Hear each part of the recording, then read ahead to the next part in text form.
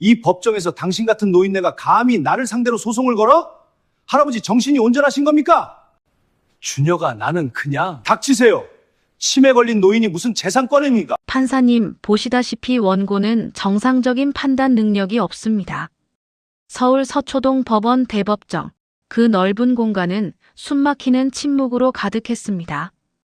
방청석 맨 뒤편에서 이 광경을 지켜보던 한 청년의 손이 떨리기 시작했습니다. 낡은 청소복을 입은 그의 눈에는 분노와 동시에 묘한 확신이 번져가고 있었습니다. 안녕하세요. 구독과 좋아요 부탁드립니다. 공감되신다면 댓글 남겨주세요.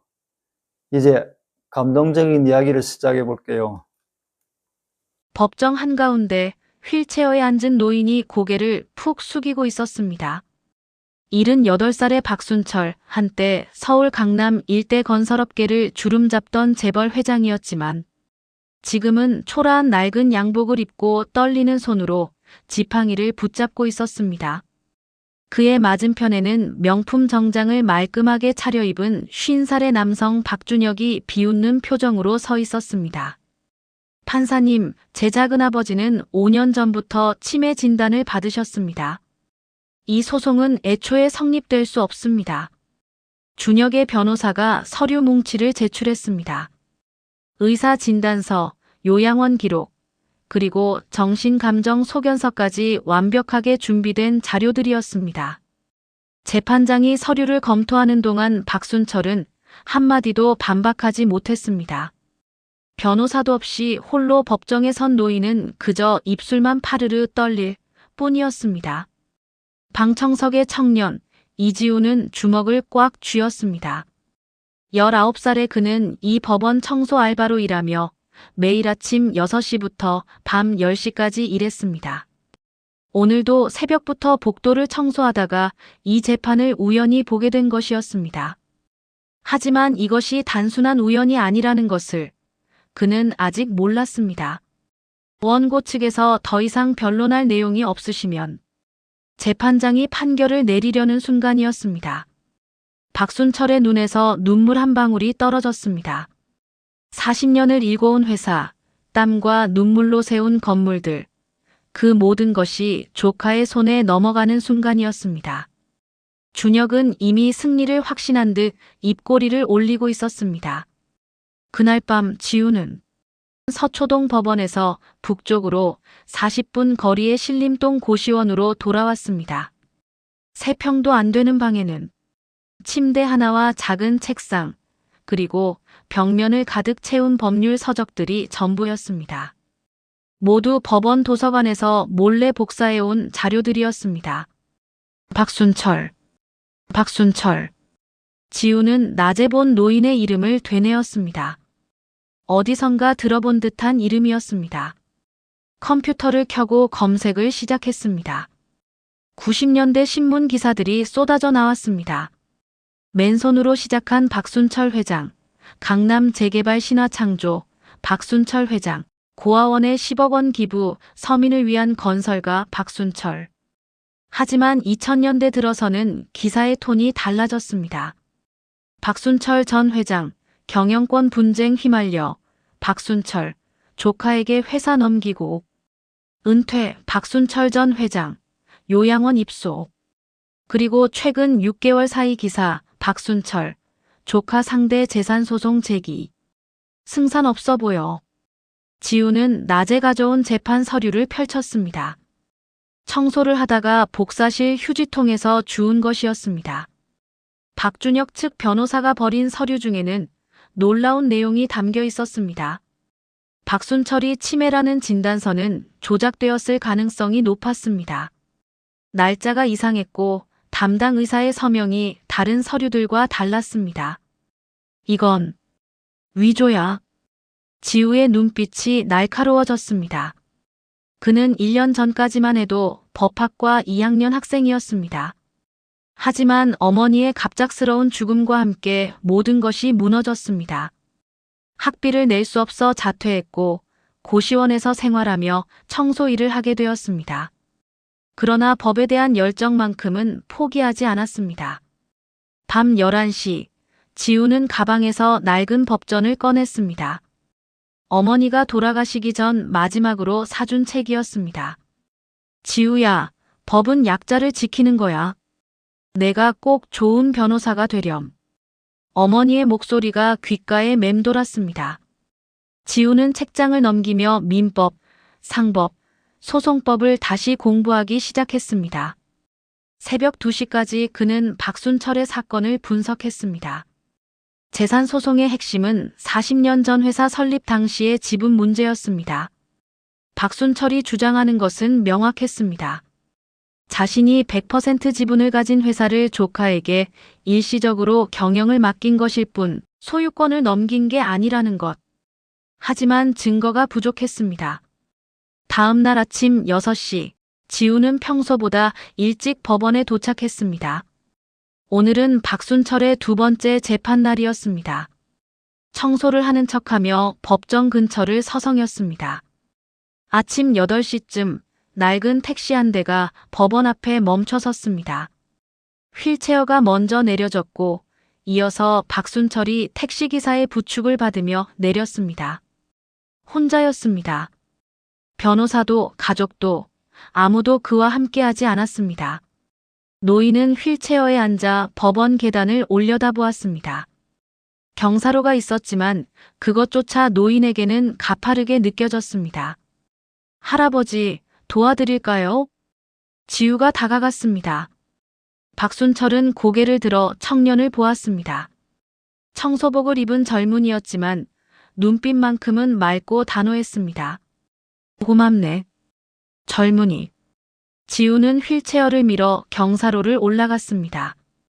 법원 로비에 도착했을 때 박준혁 일행이 반대편에서 들어왔습니다. 고급 양복을 입은 변호사 3명과 비서들까지 총 7명의 일행이었습니다. 그들은 박순철을 보고도 인사 한마디 없이 지나쳤습니다. 작은아버지, 오늘도 시간 낭비하시려고요? 그냥 요양원에서 편히 계시지. 준혁의 비웃음이 로비에 울려 퍼졌습니다.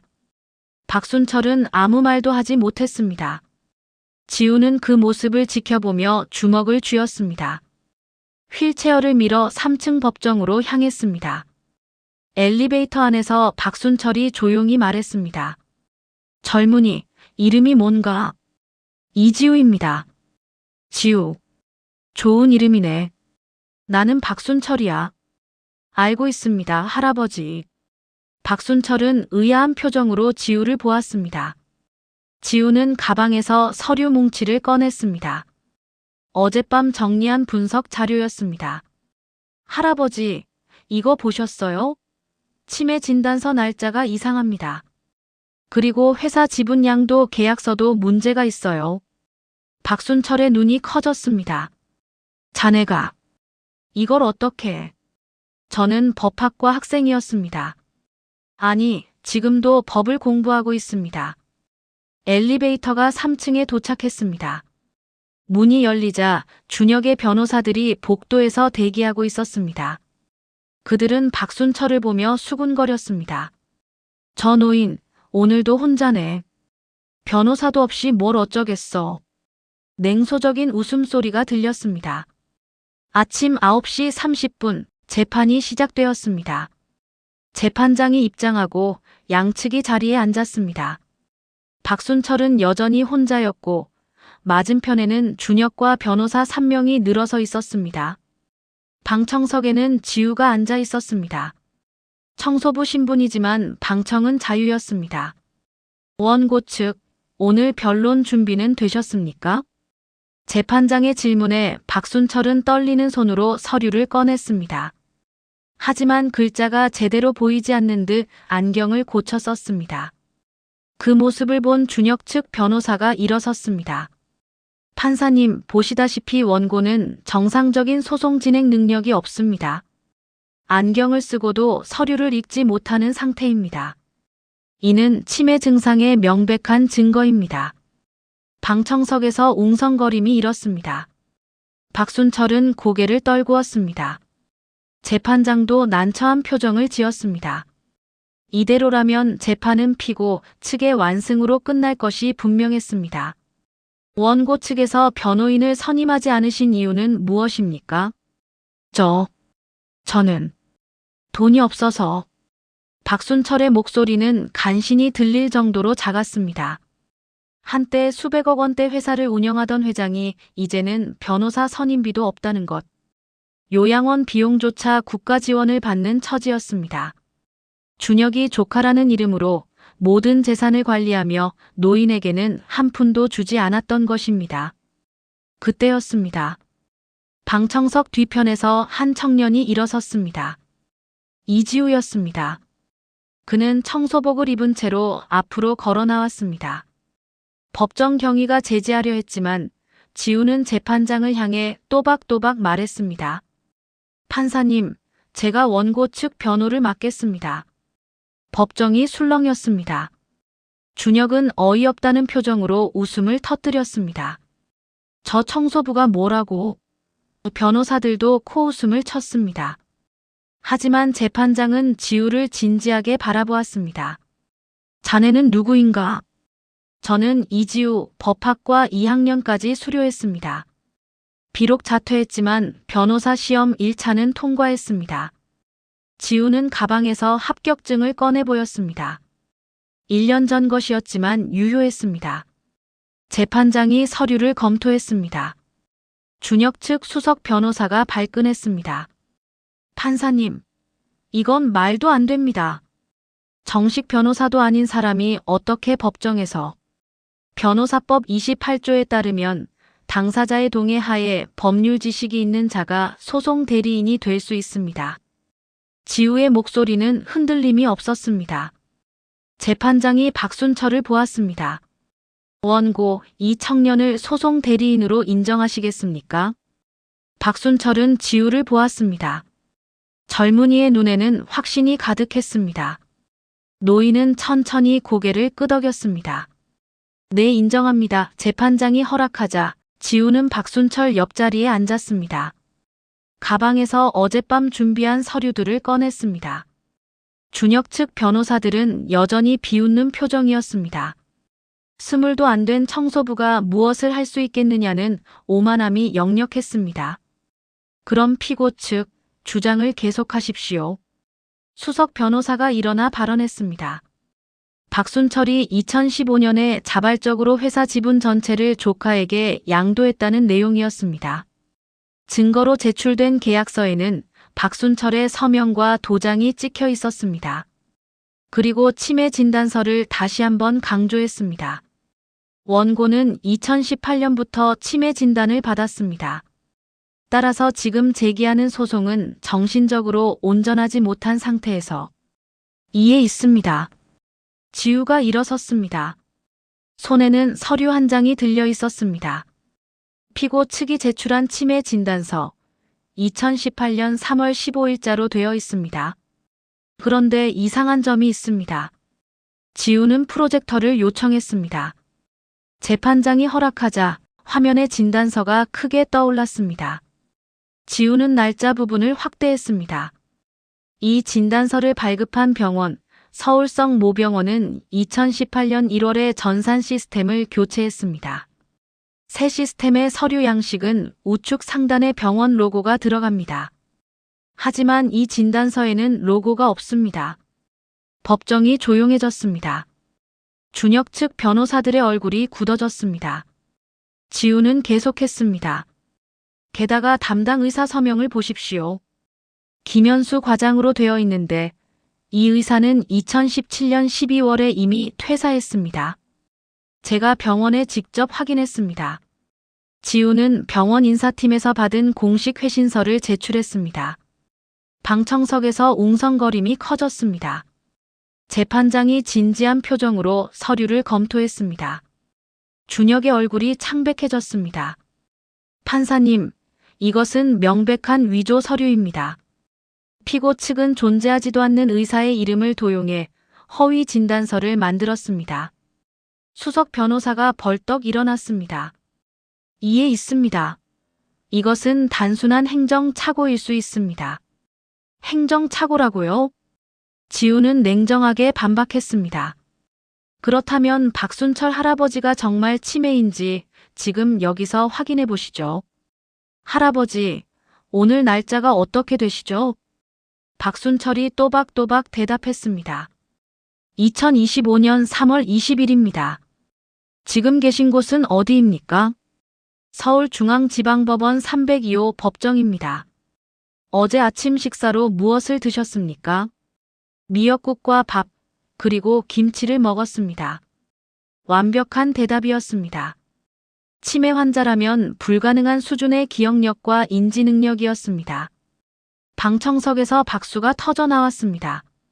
재판장이 망치를 두드려 정숙을 요구했습니다. 오전 11시, 재판장은 10분간 휴정을 선언했습니다. 복도로 나온 지우는 박순철과 마주 앉았습니다. 노인의 눈에는 눈물이 가득했습니다. 젊은이. 아니, 지우. 자네는 도대체 왜 나를 돕는 건가? 지우는 잠시 망설였습니다. 사실 그 자신도 정확히 알 수 없었습니다. 왜 이 노인을 보는 순간 가만히 있을 수 없었는지, 왜 밤새워 서류를 분석했는지. 제 어머니가 그러셨어요. 법은 약자를 지키는 거라고. 할아버지는 지금 약자잖아요. 박순철은 지우의 손을 꼭 잡았습니다. 거칠고 주름진 손이었지만 따뜻했습니다. 그때 복도 저편에서 준혁이 다가왔습니다. 변호사들은 모두 사라지고 혼자였습니다. 그는 박순철 앞에 섰습니다. 작은아버지, 이제 그만하십시오. 어차피 이길 수 없어요. 준혁아, 그 회사는 내가 40년을 바쳐 만든 거야. 내 아버지, 내 형님이 돌아가시고 내가 너를 키웠잖니. 그래서요? 그게 제 잘못인가요? 작은아버지는 늙었어요. 이제 회사 경영 같은 건 젊은 사람한테 맡기셔야죠. 준혁의 목소리에는 일말의 죄책감도 없었습니다. 지우가 끼어들었습니다. 회사를 맡기는 것과 빼앗는 건 다릅니다. 당신은 할아버지의 재산을 횡령했어요. 횡령? 증거 있어요? 준혁이 비웃었습니다. 지우는 가방에서 또 다른 서류를 꺼냈습니다. 할아버지께서 2015년에 서명하신 지분, 양도 계약서, 여기 보면 일시적 경영권 위임이라고 명시되어 있습니다. 소유권 이전이 아니에요. 준혁의 얼굴이 굳었습니다. 지우는 계약서의 세부 조항을 하나하나 짚었습니다. 3년마다 재검토, 원소유주의 요청 시 반환, 이익금의 30%는 박순철에게 지급. 모든 조항이 명확했습니다. 하지만 당신은 3년이 지나도 재검토를 하지 않았고 할아버지께 이익금 한 푼 드리지 않았습니다. 오히려 요양원 비용도 국가 지원을 받게 만들었죠. 그건 작은아버지가 원해서. 거짓말 마십시오. 제가 확인한 바로는 당신은 할아버지 명의의 통장을 압류하고 연금까지 가로챘습니다. 지우가 제시한 증거는 완벽했습니다. 은행 거래 내역, 연금 수령 기록, 모두 준혁의 계좌로 입금되어 있었습니다. 준혁은 할 말을 잃었습니다. 복도는 침묵에 휩싸였습니다. 오후 2시, 재판이 재개되었습니다. 지우는 마지막 결정타를 준비하고 있었습니다. 준혁 측 변호사들은 이미 기세가 꺾인 상태였습니다. 재판장이 양측에게 최종 변론을 요청했습니다. 피고 측, 추가 변론 있습니까? 수석 변호사는 고개를 저었습니다. 이미 모든 주장이 무너진 상태였습니다. 재판장이 지우를 보았습니다. 원고 측은요? 지우가 일어섰습니다. 손에는 낡은 봉투 하나가 들려 있었습니다. 그는 심호흡을 하고 입을 열었습니다. 판사님, 그리고 법정에 계신 모든 분들께 고백할 것이 있습니다. 방청석이 조용해졌습니다. 박순철도 의아한 표정으로 지우를 보았습니다. 저는 단순히 정의감에서 이 사건을 맡은 게 아닙니다. 사실 박순철 할아버지는 제 외할아버지입니다. 법정이 술렁였습니다. 준혁이 벌떡 일어섰습니다. 뭐라고? 말도 안 돼. 지우는 봉투에서 낡은 사진 한 장을 꺼냈습니다. 30년쯤 전에 찍힌 사진이었습니다. 젊은 여성이 아기를 안고 웃고 있었고 옆에는 중년의 남성이 서 있었습니다. 바로 박순철이었습니다. 이 사진 속 여성은 제 어머니 박미선입니다. 할아버지의 무남 동료였죠. 박순철의 얼굴이 새하얗게 질렸습니다. 그의 손이 떨리기 시작했습니다. 지우는 계속해서 말을 이었습니다. 어머니는 25살 때 미혼모가 되셨습니다. 당시 재벌가 딸이 혼외 임신을 했다는 사실이 알려지면 회사에 타격이 올까봐 할아버지는 어머니를 집에서 내쫓으셨죠. 지우의 목소리가 떨렸지만 계속 이어갔습니다. 어머니는 저를 낳고 혼자 저를 키우셨습니다. 청소 일, 식당 일 못하는 일이 없었죠. 그렇게 20년을 버텨오시다가 작년에 과로로 돌아가셨습니다. 방청석에서 훌쩍이는 소리가 들렸습니다. 박순철은 휠체어에 앉은 채 얼굴을 두 손으로 감쌌습니다. 어깨가 떨리고 있었습니다. 어머니는 돌아가시기 전에 말씀하셨어요. 지우야, 내 외할아버지를 원망하지 마. 그분도 힘드셨을 거야. 그리고 이 사진과 출생신고서를 주셨습니다. 지우는 출생신고서를 제출했습니다. 어머니란에는 박미선, 외조부란에는 박순철이라고 명확히 적혀 있었습니다. 재판장이 서류를 검토했습니다. 진품이었습니다. 저는 할아버지를 용서하고 싶었습니다. 어머니의 유언이기도 했고 또 할아버지도 피해자시니까요. 지우는 박순철을 보았습니다. 할아버지는 딸을 버린 죄책감에 평생 괴로워하셨을 겁니다. 그리고 그 빈자리를 조카에게 의지하며 채우려 하셨죠. 하지만 준혁은 그 빈틈을 이용했습니다. 준혁은 아무 말도 하지 못했습니다. 모든 것이 드러난 순간이었습니다. 재판장이 입을 열었습니다. 원고 측 소송 대리인 이지우. 당신은 이해관계인이면서 왜 그 사실을 처음에 밝히지 않았습니까? 두려웠습니다. 제가 손자라는 사실이 알려지면 재산을 노리고 접근했다는 오해를 받을까봐. 하지만 이제는 말씀드려야 할 것 같았습니다. 진실을 숨기고 싶지 않았습니다. 재판장은 잠시 생각에 잠겼습니다. 오후 4시 재판장이 최종 판결을 내렸습니다. 피고 박준혁은 원고 박순철에게 회사 지분 전액과 그간의 이익금 300억 원을 반환할 것, 그리고 위조 서류 작성 및 재산 횡령 혐의로 검찰에 수사 의뢰할 것. 명확한 원고 승소였습니다. 방청석에서 박수가 터져 나왔습니다. 준혁은 고개를 떨군 채 법정을 빠져나갔습니다. 변호사들도 황급히 뒤를 따랐습니다. 하지만 지우의 마음은 무겁기만 했습니다. 이겼지만 기쁘지 않았습니다. 법정을 나와 복도에 섰을 때 박순철이 휠체어에서 일어나려 했습니다. 지우가 급히 부축했습니다. 노인은 지우의 손을 꼭 잡았습니다. 그리고 무릎을 꿇으려 했습니다. 할아버지, 안 돼요. 지우가 노인을 붙잡았습니다. 박순철의 눈에서는 끊임없이 눈물이 흘러내렸습니다. 미안하다.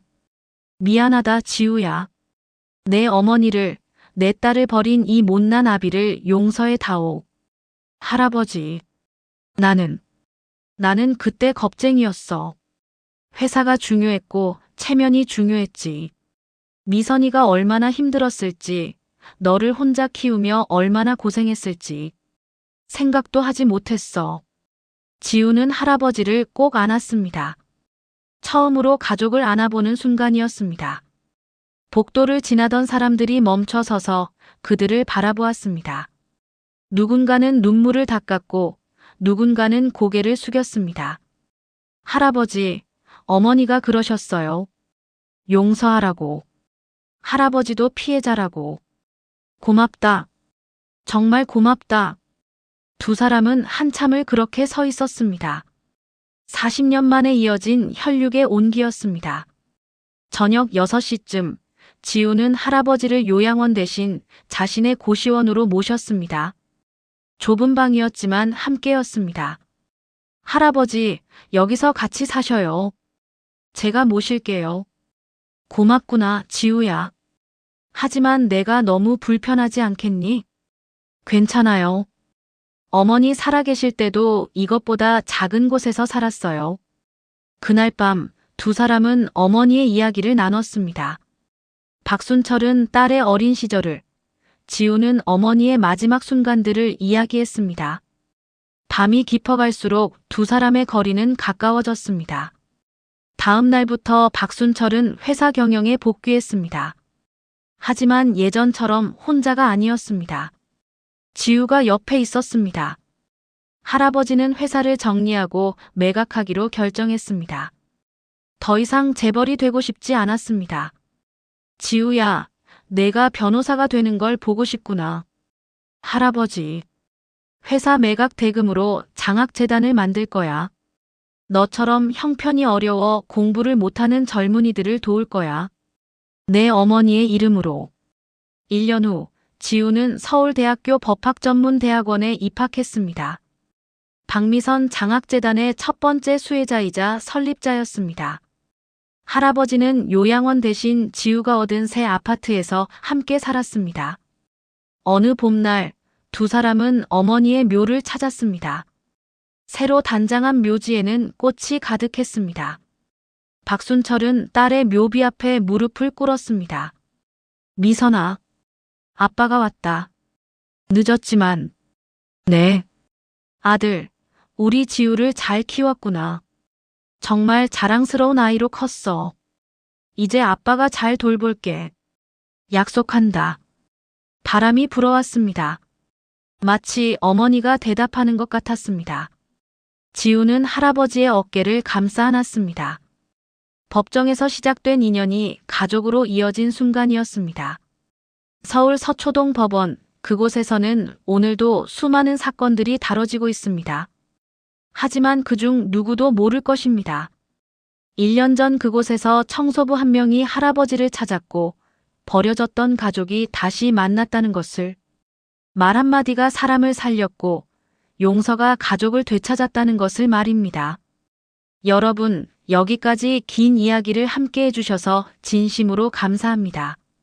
구독과 좋아요는 더 좋은 이야기를 만드는 큰 힘이 됩니다. 여러분 모두 사랑하는 가족과 따뜻한 시간 보내시길 바랍니다. 오늘도 행복하세요.